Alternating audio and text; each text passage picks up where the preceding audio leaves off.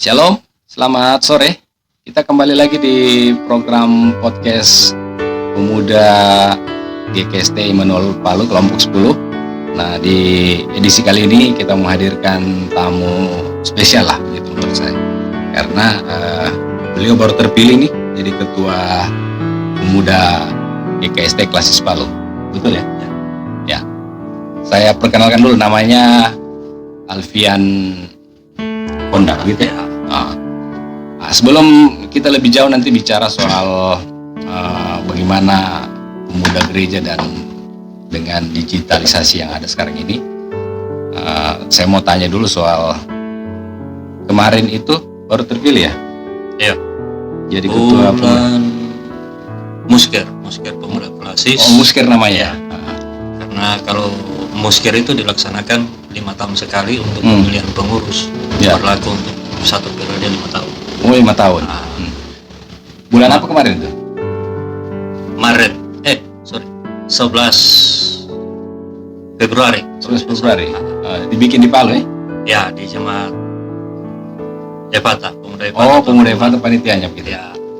Jadi beliau ini baru terpilih. Kalau resmi juga kita bilang beliau ini. Yuk. Bro. Kita orang Indonesia masih pemuda, masih kategori pemuda kita nih. Ya, secara DART Pemuda GKST punya ADART dalam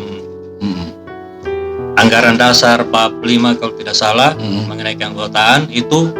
Anggota Pemuda GKST dibagi dalam 2 kategori. Yang pertama pemuda biasa dan yang kedua pemuda luar biasa.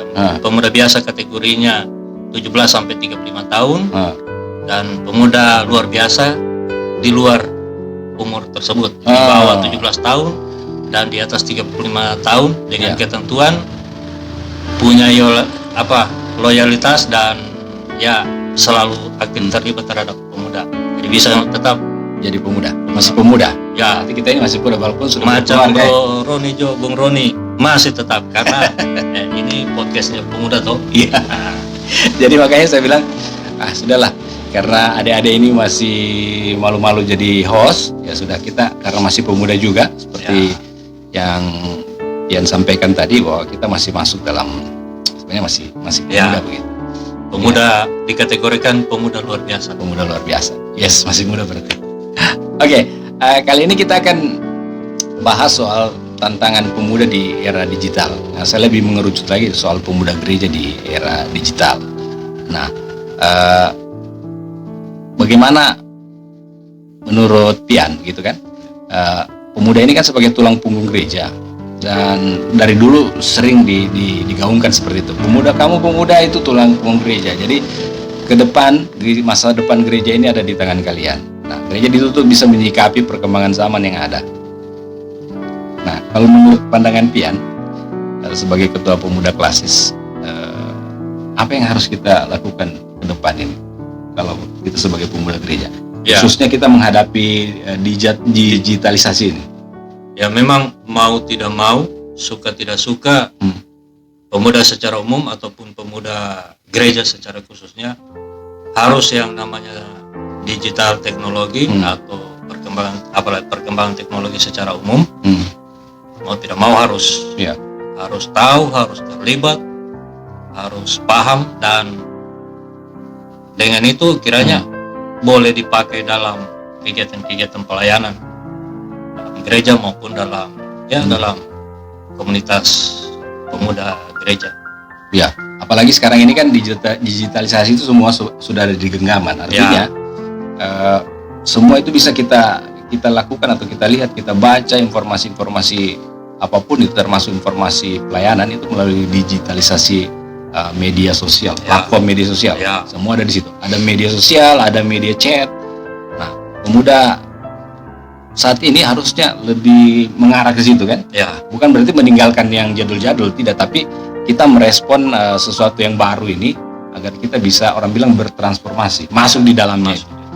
Nah, menyikapi hal itu, digitalisasi dalam memudahkan pelayanan pemuda gereja menurut Pian sudah perlu kita harus lakukan itu sekarang ya? Ya, kalau untuk pemuda sih memang perlu, dan saya rasa ada beberapa pemuda gereja ya khususnya untuk wilayah Klasis Palu itu boleh saya lihat sudah mereka laksanakan. Dan ya mungkin dulunya pengalaman pemuda dulu kalau ada event gereja itu paling orang tua saja terlibat. Tapi puji Tuhan beberapa tahun ini ya bukan juga dengan adanya pandemi ada nilai plusnya, tapi ya bagian dari mau bilang keuntungan juga kurang lebih begitu. Maksud saya dengan adanya COVID kemarin ini itu kan rata-rata gereja suruh pakai internet semua. Jadi Zoom live ibadah, dan sebagian besar untuk wilayah Klasis Palu itu pemuda yang tangan. Pemuda dipercayakan penuh.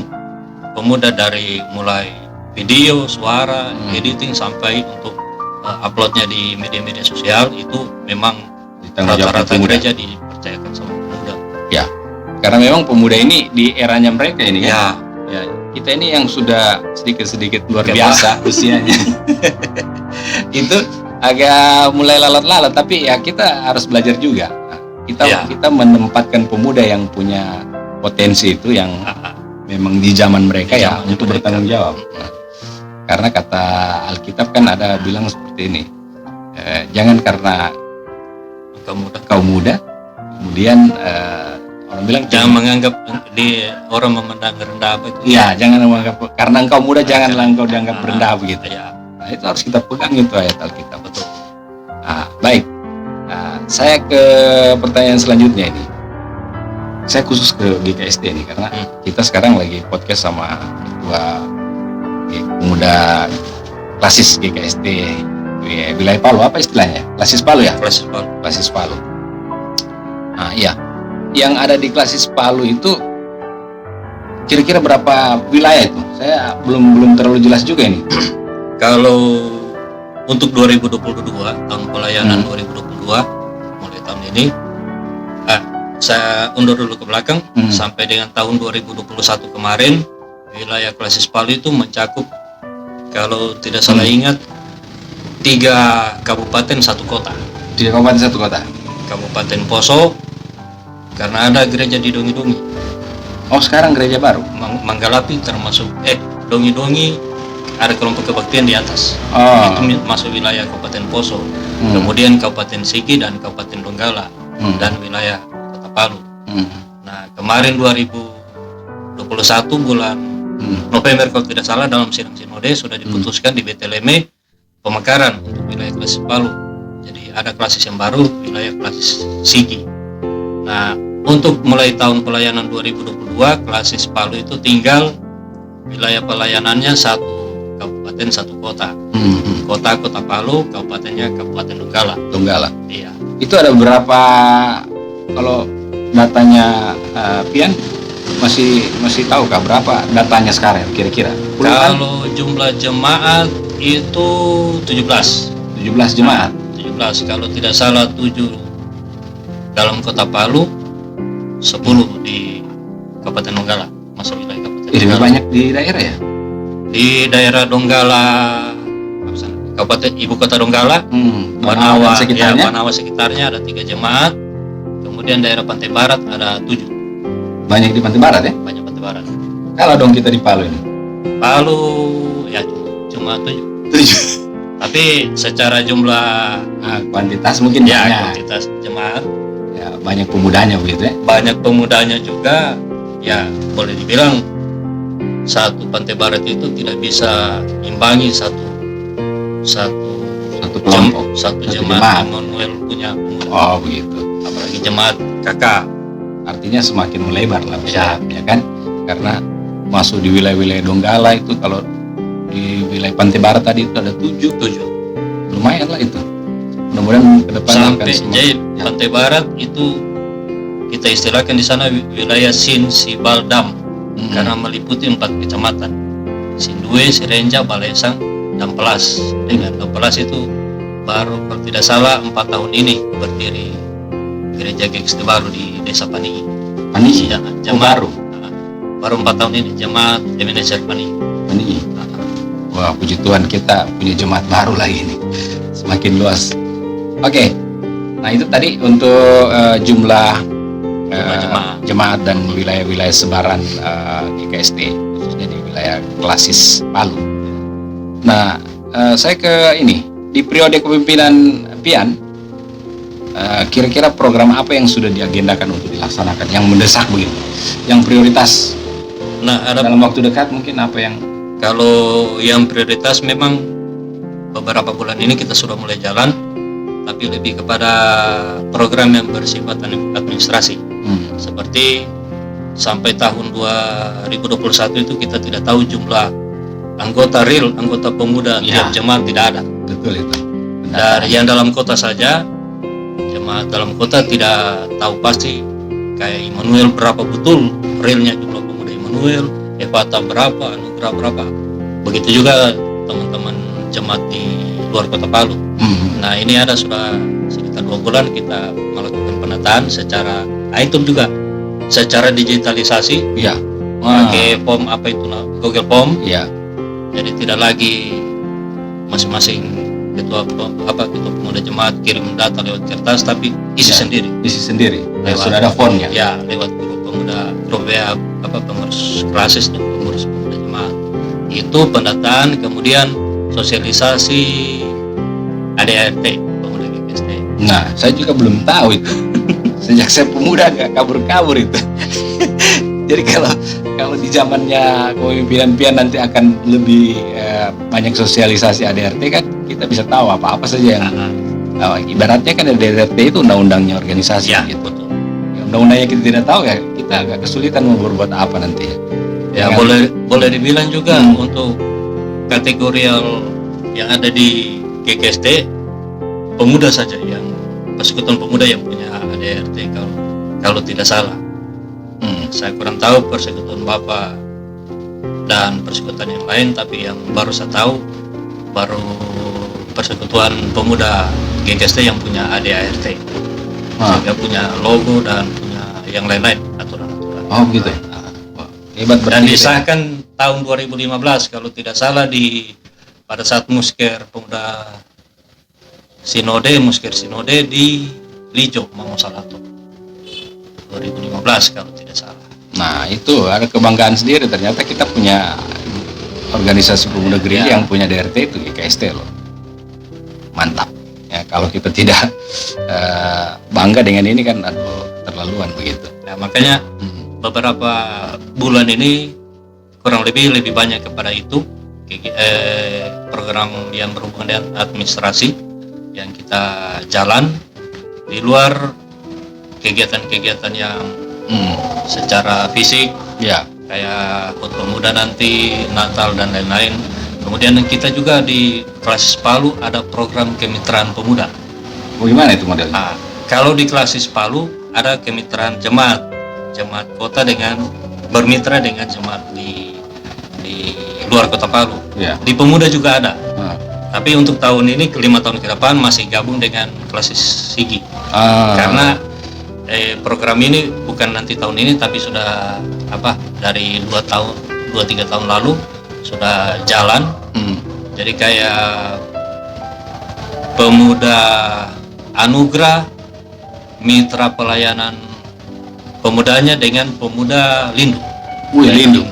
Berarti banyak rekreasi nih kalau ke Lindu. Pemuda Immanuel dengan pemuda wilayah Gimaltos, Gimpul, Lindu, Toro, Siroa dan sebagainya. Wah, asik gitu. Jadi pemuda bukan cuma di kota saja nanti. Dan di zaman kita kan paling suka itu begitu tuh. Keluar. Apalagi waktu di Tentera kemarin 50 tahun ya? Iya, jubileum. Wah, itu tidak bisa dilupa itu. Kita masih benar-benar pemuda itu, belum luar biasa itu. Ya. Masih sangat muda-mudanya. Oke. Saya mau ke ini, Pak Ketua. Di tengah pesatnya digitalisasi ini kan, kalau Pian melihat apa tantangannya untuk GKST ke depan ini, khususnya untuk pelayanan, apa yang harus kita harus bergerak, karena Mars Pemuda kan bergerak maju. Nah itu jangan mundur-mundur. Betul sekali. Ya saya pikir juga memang mau ya kembali lagi mau tidak mau sebagai pemuda gereja harus tetap ikut dengan perkembangan zaman secara umum, apalagi perkembangan teknologi yang kalau cepat ya, kalau dulu itu perkembangannya mungkin per bulan, per minggu, tapi sekarang ini bahkan per detik ada lagi yang baru. Ada yang baru, pasti per hari. Mau tidak mau kita harus ikut. Ini apa-apa serba cepat. Serba cepat. Apalagi berhubungan dengan informasi begitu kan. Oke. Ini kan sebentar lagi kita di 20 Juli mendatang ini akan ada perayaan HUT Pemuda GKST ya gitu. Rencananya apa saja kegiatan di sana? Tanggal berapa tuh? Tanggal 20 Juli kan? 20 Juli. Ulang tahunnya 20 Juli dan untuk wilayah Klasis Palu pelaksanaannya masih gabung dengan Klasis Sigi karena sebenarnya dilaksanakan tahun lalu 20 Julinya karena COVID tidak ada kegiatan, jadi tuan rumah padahal sudah siap waktu itu Jemaat Immanuel Sao Tome wilayah Kulawi, karena ditunda jadi tahun ini mereka minta lagi kalau bisa jangan dipindah dulu tempat lain. Jangan dulu dipindah tempat lain. Nah ini luar biasa ini karena 2 tahun loh kita tahan-tahan ini mau bikin kegiatan off air. Ya. Nah begitu nanti ada kegiatan sudah dibolehkan karena kita mau menuju endemi ini. Ya. Jadi janganlah kalian diam-diam di rumah. Pergi. Kalau zaman kita dulu pemuda itu rugi kalau dia mau pergi. Di situ rame-ramenya itu. Untuk pelaksanaannya pun untuk tahun ini dilaksanakan di Jemaat Immanuel Sao Tome. Pelaksanaan pembukaannya itu direncanakan tanggal 14. Penutupannya pada hari ulang tahunnya, ibadah puncaknya, ibadah sebelumnya. Seminggu ya? Kurang lebih 1 minggu. Kegiatannya ada kegiatan olahraga, perlombaan olahraga, kesenian, kerohanian, kemudian ditambah dengan kegiatan pembinaan atau pelatihan dengan bakti sosial. Ya, teman-teman pemuda GKST, ayo bergerak maju. Nah, tanggal 20 Juli ulang tahun, ya rame-rame lah ke sana begitu. Ya mudah-mudahan juga ada waktu kita mau pingin lihat lagi. Apa orang bilang kayak dejavu, flashback. Mengenang dulu, kegiatan dulu merasakan dulu atmosfer waktu masih muda sekali gitu, belum menjadi pemuda luar biasa. Jadi peserta dan supporter. Iya, boleh. Belum nanti waktu siram-siram itu kalau pulang ya. Otomatis itu. Basah kalau mau basah. Sampai 2 tahun kemarin sebelum pandemi tetap masih ada itu penutupan sebelum pulang ke itu kayaknya sudah jadi tradisi, sudah budaya turun temurun. Basah kalau mau basah, kalau siram subuh-subuh Pak. Ya, dan tidak boleh marah. Gimana? Tidak boleh baper, tidak boleh marah karena itu sudah tradisi. Ya. Itulah yang dirindu-rindukan pasti. Membuat kita lebih kuat kebersamaan, lebih kompak gitu dalam berjemaat di organisasi pemuda. Oke, Pak Ketua, saya panggil Pak Ketua ini karena sudah resmi jadi Ketua. Jadi kita di penghujung apa orang bilang cerita kita lah gitu, tidak resmi amat. Dan saya berharap nanti di program-program pemuda ini lebih banyak pemberdayaan. Kiranya nanti pemuda GKST khususnya di Klasis ini bisa menjadi barometer, bukan hanya pemuda GKST saja tapi semua pemuda gereja lainnya. Nah, di akhir bincang-bincang kita ini sore hari ini saya ingin minta ke Pian, kira-kira apa yang perlu disampaikan ke pemuda, khususnya kita pemuda GKST. Ya, kepada teman-teman pemuda GKST secara umum dan khususnya untuk wilayah Palu, saya berharap ya secara teknologi tetap kita ikut, kita tetap ada di dalam, sehingga dalam pelayanan pun dengan teknologi itu kita bisa pergunakan dengan situasi dan perkembangan sekarang ini. Kemudian untuk kedepannya kita berharap pemuda Klasis Palu itu benar-benar mandiri, baik secara pemudanya maupun secara dana. Karena selama ini kan rata-rata kegiatan Ya boleh dibilang masih berharap juga sama Kolete. Iya betul. Harus Jadi kedepannya kreatif harus lagi. paling tidak masing-masing PPJ pemuda jemaat itu punya usaha sendiri. Iya. Karena beberapa PPJ ini dalam kota, puji Tuhan sudah masing-masing sudah ada yang punya usaha mandiri. Ya. Ada cuci motor saya dengar. Ya itu luar biasa itu. Usaha mandiri ya.